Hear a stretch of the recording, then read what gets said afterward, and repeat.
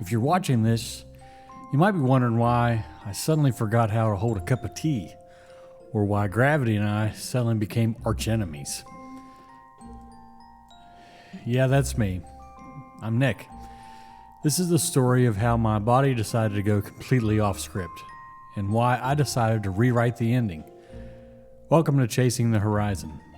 I wanted to start the series out by letting you in, something I find very hard to do. If you have been watching any of our content all these years, I'm not known for being a big sharer. You know, feelings and all that. Blech. I'm a man, bottle that crap up. Well, this episode is a 2-for-1 special.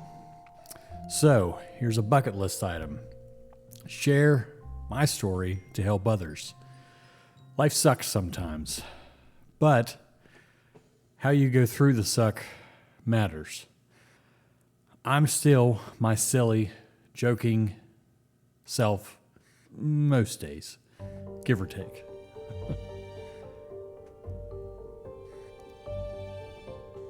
It didn't start with falling over in parking lots.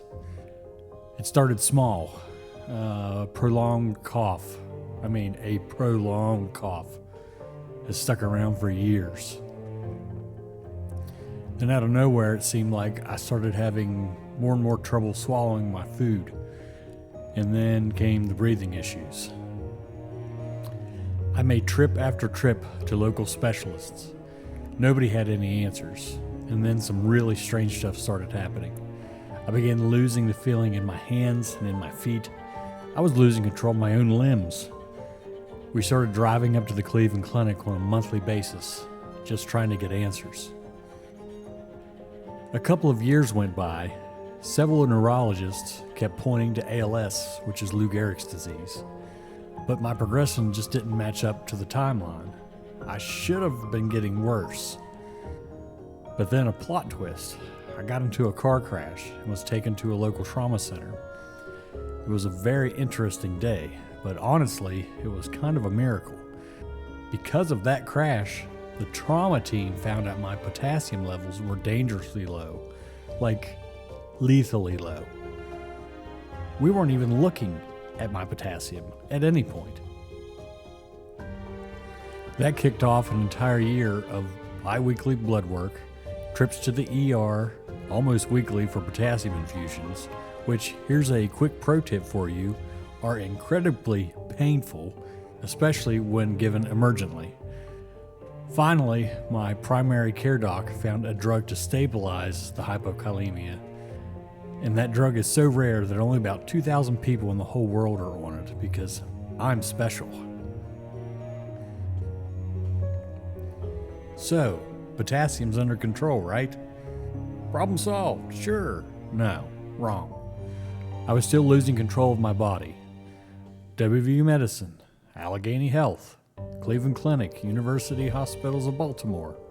Everybody was circling back to ALS, and then ruling it out with more and more tests. Oh, and right in the middle of all this testing, they found a small tumor in my cerebellum. You know, part of the brain that controls major life functions. It's in an inoperable spot, so for now, we just scan it, measure it, and pray that it stays where it is. Because why wouldn't the plot thicken, right? Even worse, during all this going on, my dad, at only 59 years old, lost his life tragically in a motorcycle accident during this time. While all this was happening, to lose your real-life superhero, that was a low blow. He was an organ donor, and his life went on to touch countless people, even in his death. This would probably be the toughest time to overcome compared to any of the physical tolls to date.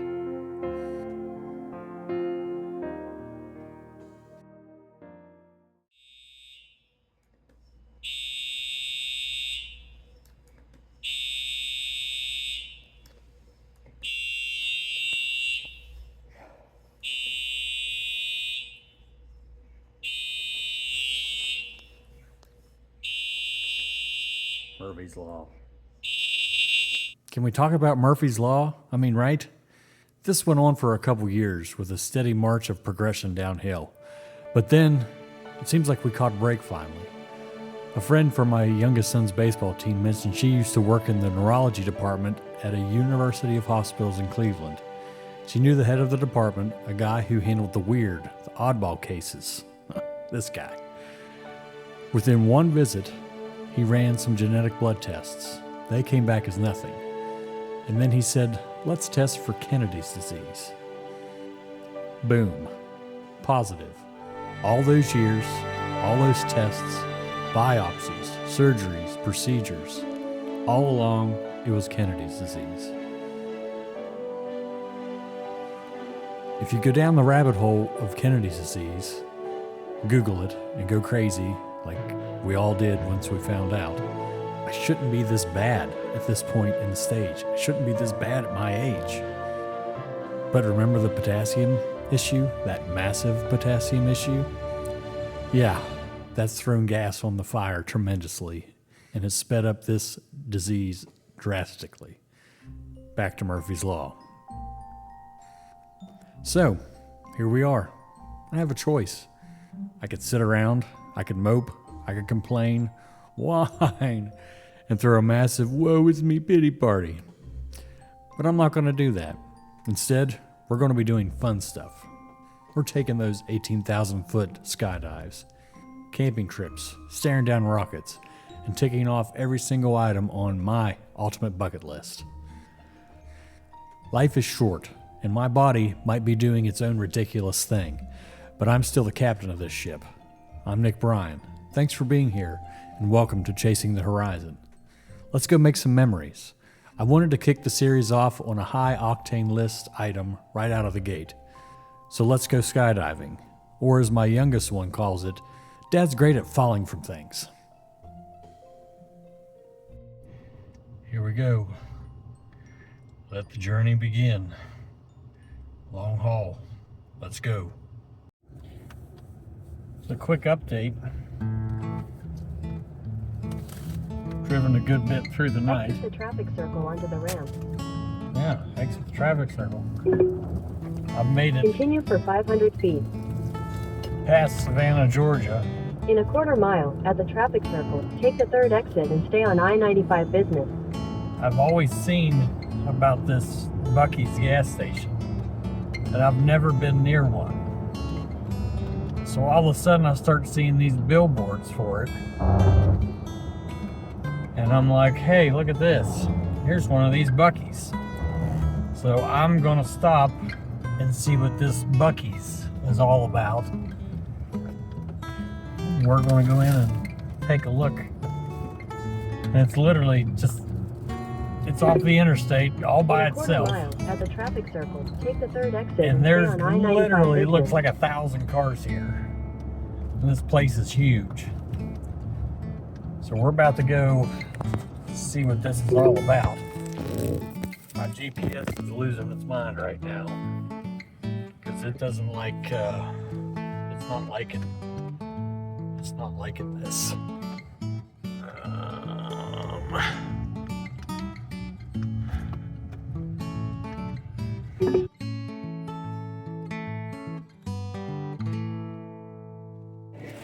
You wouldn't believe how crazy this place is. I'm telling you, absolute mad. So that is definitely an enlightening experience. That is for certain. Come around here, you can even get your picture taken with this guy right here. It's quite interesting.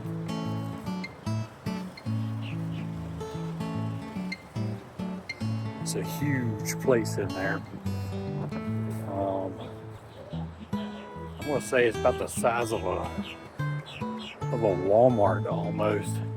We definitely don't have these up in our neck of the woods. So if you're ever traveling down south or anywhere that you can get into one, at least check it out one time. It's interesting to say the least. Good old Buc-ee's. Definitely had to buy my wife and kids a couple beavers.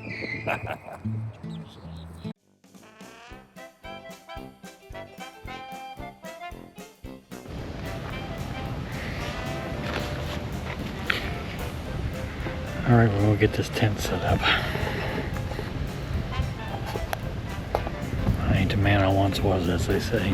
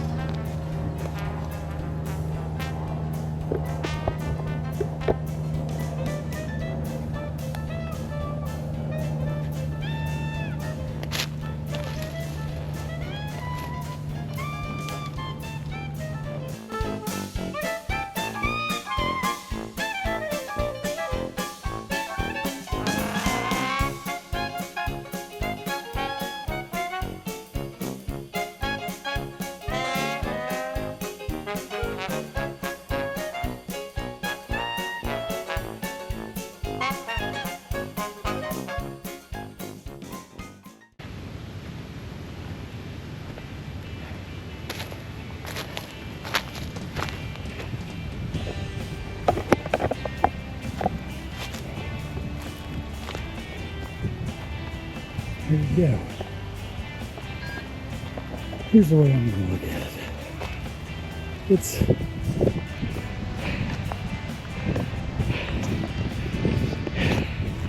It's up enough. Up enough to make me happy. As I am totally spent right now. A normal person, that would take, what, 10 minutes maybe? 15? Let's go see what the package says it would take. I'm just curious what the package says. Oh, look here. Package says 15 minutes setup. Oh, for this guy. So here's what I'm gonna do.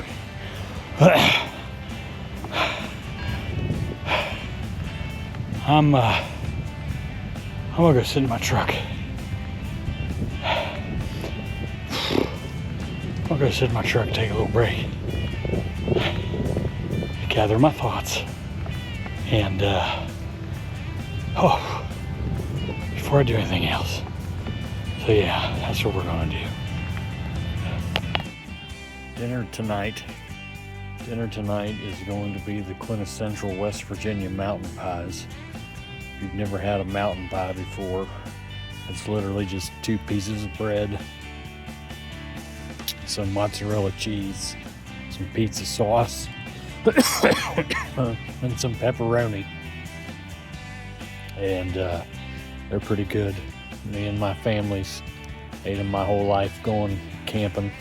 My whole family still eats them when they're up at their camp.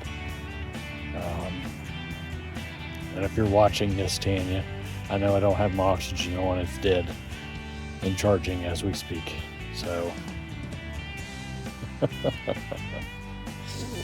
so mountain pies tonight. I'll take a picture when it's done.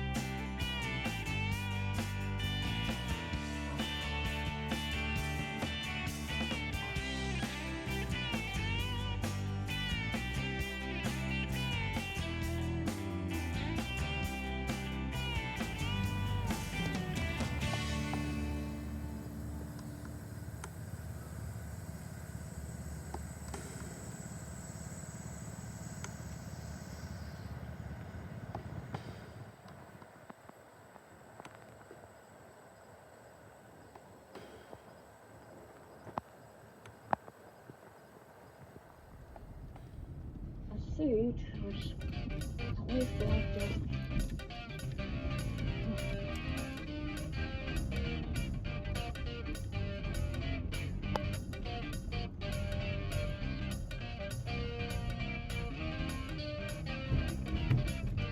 I think I'm gonna... All right, well, here we are. Skydive place. Talk about doing bucket list stuff. It's not every day you wake up and say, well, I'm going to jump out of a perfectly good airplane at 18,000 feet. Well, today's one of those days that we're going to jump out of an airplane at 18,000 feet. I'm getting some good oxygen intake before I walk in here, because obviously I can't take my O2 with me. So I'm going to get some of that in really good before I walk in there. And it's going to be an interesting couple hours. Been in airplanes. Been in some small aircraft. Flew some small aircraft. Never jumped out. Never jumped out of a perfectly good airplane though. So this is going to be quite interesting.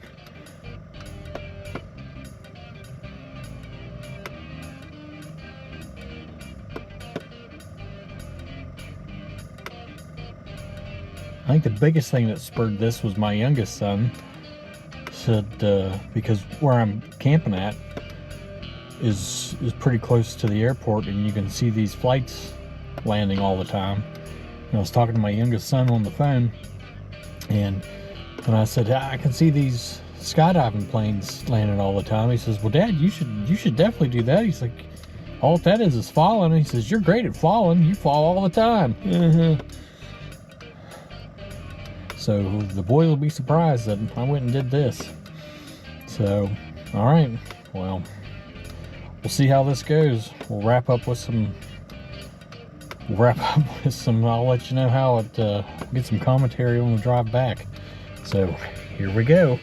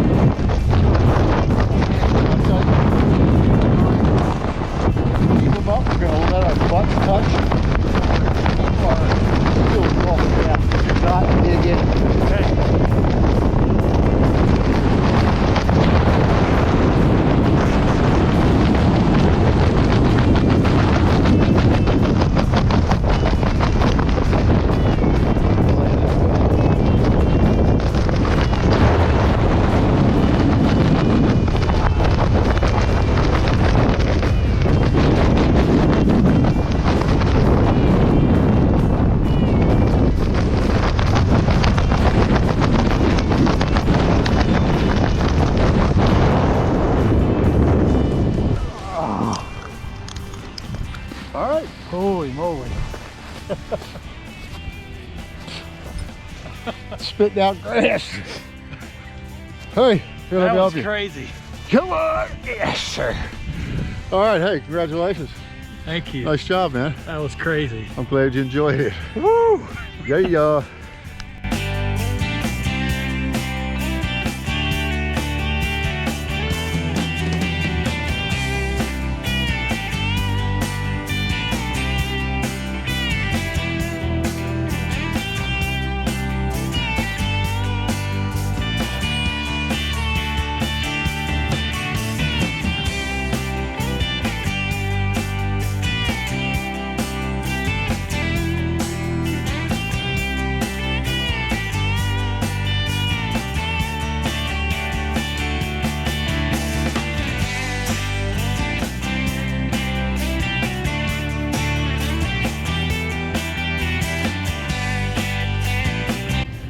That was definitely an experience. At the stop sign, turn left onto Florida 406 Garden Street. I will definitely say I did it. I'm not 100% sure I would do it again, but I did it. It's definitely a thrilling experience, to say the least. The instructors were definitely very awesome there. They take their time, make sure that you know what you're doing.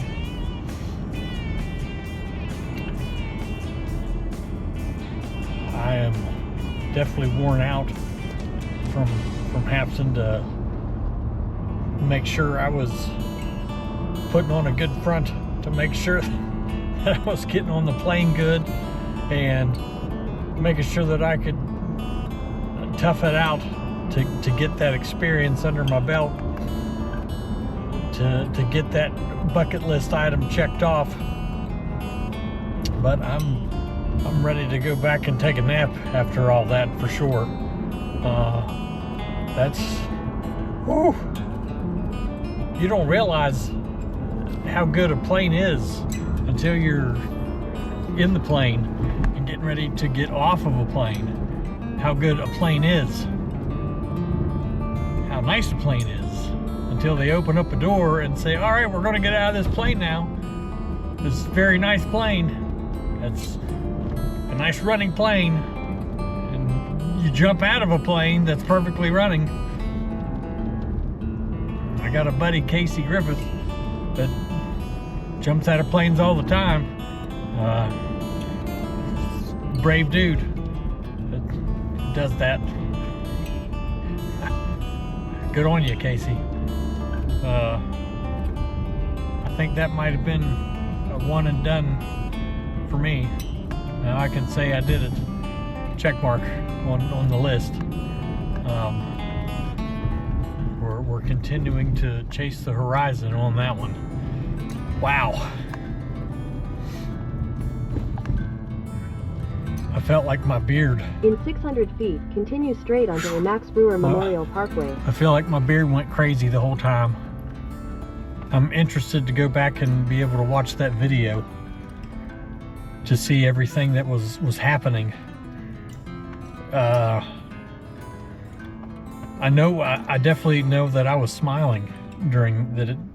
It was definitely an experience, and to be able to do it in the nerd land that I was in at the time, because as I was flying through the air, I was looking out and you could see the Artemis landing area. You could see where Starship was eventually going to be taking off from. You could see the vehicle assembly building, all from right there where I was flying through the sky. That was pretty awesome. So I would say if you ever want to do that and you were into that kind of stuff, that would definitely be the place that you'd want to do that at, because you're being able to do that from that area. Definitely glad I had that experience. I Go past Indian River Avenue and turn not left. real sure that I would want to do it again. Never know. We'll see. Excited to share that video with everybody. Yeah.